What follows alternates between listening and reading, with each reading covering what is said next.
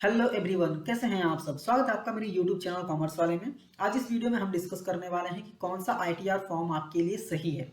सही ITR form अगर आप चूज करना चाहते हैं तो आप कैसे चूज करें। अभी ये टॉपिक इंपॉर्टेंट क्यों है? इंपॉर्टेंट इसलिए है कि अगर आप गलत आईटीआर फॉर्म चूज कर लेते हैं तो हो सकता है कि आपको डिफेक्टिव रिटर्न का नोटिस आ जाए, या फिर हो सकता है कि अगर आपने रिफंड क्लेम किया है तो रिफंड आपका अटक जाए।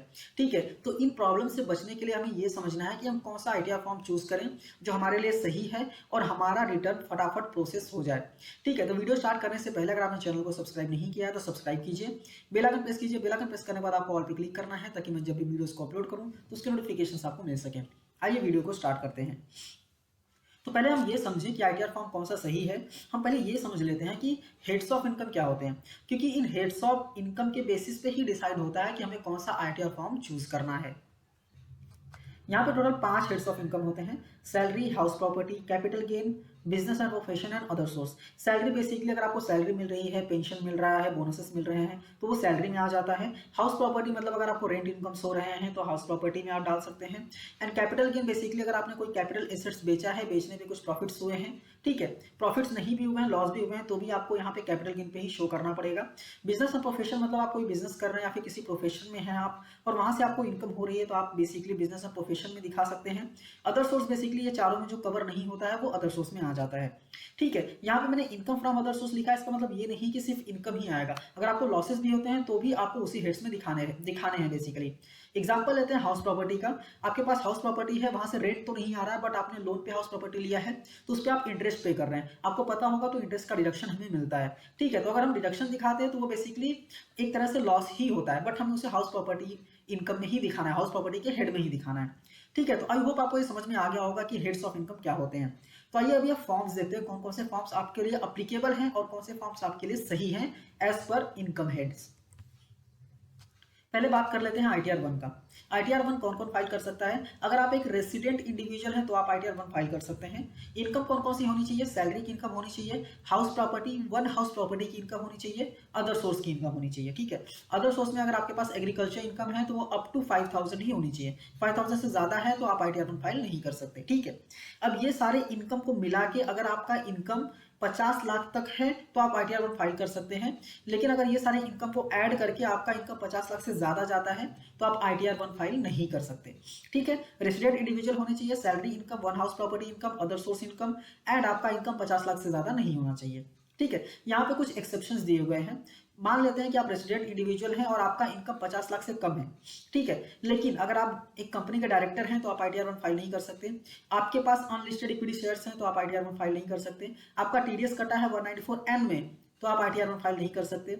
आप कोई लॉस को ब्रॉड फॉरवर्ड कर रहे हैं किसी के हेड में तो आप आईटीआर 1 फाइल नहीं कर सकते। आपके पास कोई फॉरेन एसेट्स है या फिर फॉरेन इनकम है तो आप आईटीआर 1 फाइल नहीं कर सकते। नेक्स्ट बात करते हैं आईटीआर 2 की। ये बेसिकली एक्सटेंडेड वर्जन है आईटीआर 1 का। आईटीआर 1 में जो जो रिस्ट्रिक्शंस लगाए गए थे ना वो यहाँ पे हटा दिए गए हैं।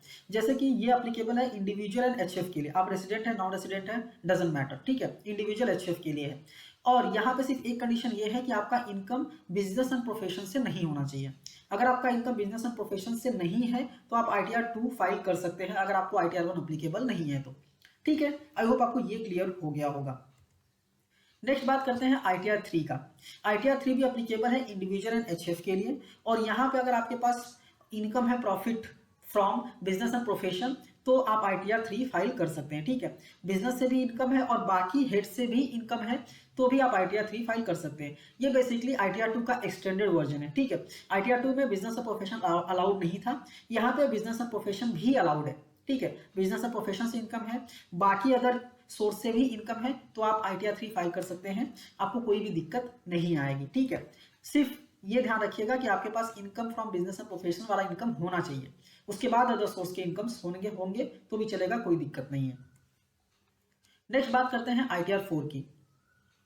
ठीक है, ये एप्लीकेबल है basically resident individual HUF and firms, partnership firms जो होते हैं ना वो फर्म्स के लिए एप्लीकेबल है, एक्सेप्ट एलएलपी। अगर लिमिटेड लायबिलिटी पार्टनरशिप है तो वो आईटीआर 4 फाइल नहीं कर सकता। ठीक है, अभी इनकम कौन कौन से होने चाहिए? तो salary income, one house property income, capital gain, other source income और बिजनेस इनकम। अभी बिजनेस इनकम यहाँ पे भी है बिजनेस इनकम, ITR 3 में भी था।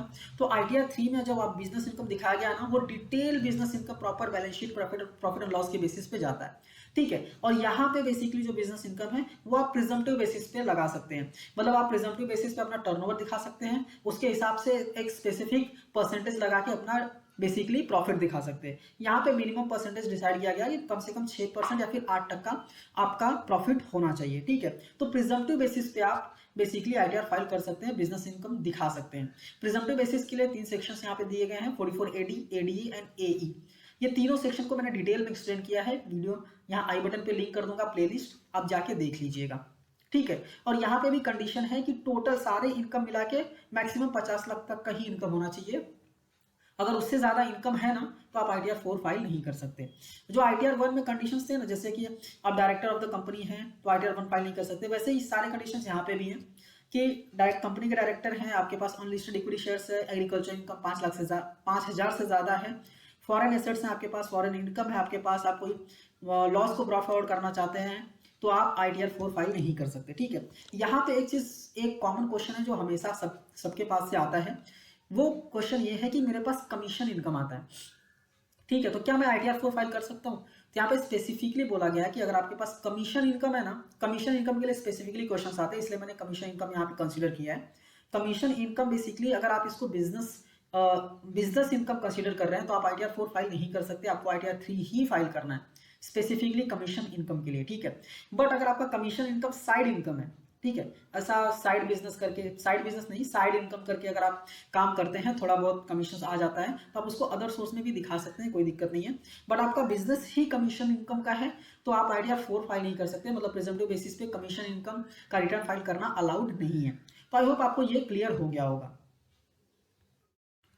नेक्स्ट हम बात करते हैं ITR 5। ITR 5 कौन फाइल कर सकता है? तो अगर आप AOP हैं, BOI, ठीक है, body of individuals, local authorities हैं, LLP हैं, फॉर्म्स है, वो फॉर्म्स जिनको ITR 4 अप्लीकेबल नहीं है, ठीक है, वो ITR 5 फाइल कर सकते हैं। कोऑपरेटिव सोसाइटी है तो आप फाइल कर सकते हैं, आपका कोई भी सोर्स ऑफ इनकम होने दो, आप ITR 5 फाइल कर सकते हैं, कोई दिक्कत नहीं है। नेक्स्ट बात करते हैं ITR 6। ITR 6 exclusively basically companies के लिए ही है। यहाँ पे लिस्ट मैंने दिया हुआ है, Indian companies, body corporate incorporated by और under the law of country outside India, ये आप रीड कर सकते हैं, इसको कंपनीज के लिए ही है बेसिकली ITR 6। नेक्स्ट अगर हम बात करें ITR 7 की, तो ITR 7 बेसिकली एप्लीकेबल है चैरिटेबल ट्रस्ट, रिसर्च ऑर्गेनाइजेशन, ठीक है, न्यूज चैनल्स हो गए, इलेक्टोरल ट्रस्ट, पॉलिटिकल पार्टीज, इनके लिए बेसिकली ITR 7 एप्लीकेबल है। तो आई होप आपको समझ में आ गया होगा कि कौन सा ITR किसके लिए एप्लीकेबल है और कौन कौन सा इनकम होना चाहिए। फिर भी अगर आपको कोई भी डाउट रहता है तो आप मुझे कमेंट करके बताइए कि आपका कौन कौन सा इनकम है, मैं डेफिनेटली आपको बता दूंगा कि आपको कौन सा ITR फॉर्म यूज करना है, ठीक है। बट अगर आप हम जैसे ही फाइलिंग स्टार्ट हो जाएगा 1-2 दिन में, मैं ITRs कैसे अपलोड करने हैं, कैसे फाइलिंग करने हैं, सारे वीडियोस धीरे धीरे अपलोड करता रहूंगा, ठीक है। तो अगर आप घर पे बैठे रिटर्न फाइल करना चाहते हैं तो आप फाइल कर सकते हैं, आप सब्सक्राइब करके रखिए, जैसे जैसे वीडियोस आते रहेंगे आप वीडियोस को देख के अपना रिटर्न जो है फाइल कर सकते हैं। ये वीडियो अच्छी लगी है तो लाइक कीजिए, अपने दोस्तों के साथ भी शेयर कीजिए, और ऐसे ही वीडियोस को देखने के लिए चैनल को सब्सक्राइब करना मत भूलिए। मिलते हैं नेक्स्ट वीडियो में, अभी हम ITR फाइलिंग करना सीखेंगे, तो चैनल को सब्सक्राइब डेफिनेटली करके रखिए, ठीक है। Thank you for watching and all the best.